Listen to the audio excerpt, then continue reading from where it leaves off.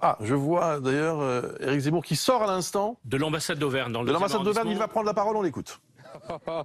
Non, j'ai discuté avec Donald Trump pendant une demi-heure. On a évoqué nos campagnes respectives, les leçons qu'on en tirait.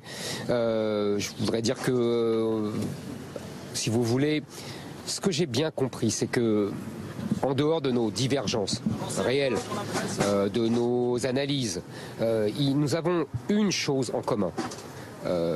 Monsieur Trump veut que les États-Unis d'Amérique restent les États-Unis d'Amérique. Et moi, je veux que la France reste la France.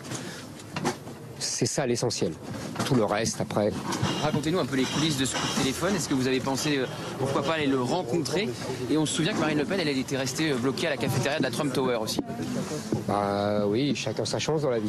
Voilà, moi j'ai discuté avec lui, j'allais pas aller le rencontrer, je suis en campagne en France, mais ça me paraissait intéressant de confronter nos regards, nos expériences, d'avoir son regard sur la campagne présidentielle française. Et moi j'avais moi-même jadis commenté la campagne présidentielle américaine, donc nous pouvions échanger nos regards. Et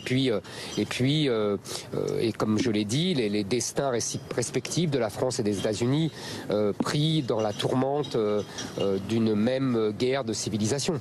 Je pense que c'était intéressant de confronter cela. Voilà. Qu'est-ce qu'il vous a dit concrètement? Est-ce que vous pouvez nous raconter des petites citations? Qu'est-ce qu'il vous a... Il m'a dit de rester moi-même, que les médias allaient me qualifier de brutal, mais que je devais être sincère. Et que l'important, c'était de garder ma sincérité. Et je pense qu'il a raison. Merci beaucoup. Merci à vous. Par là, monsieur. Par là.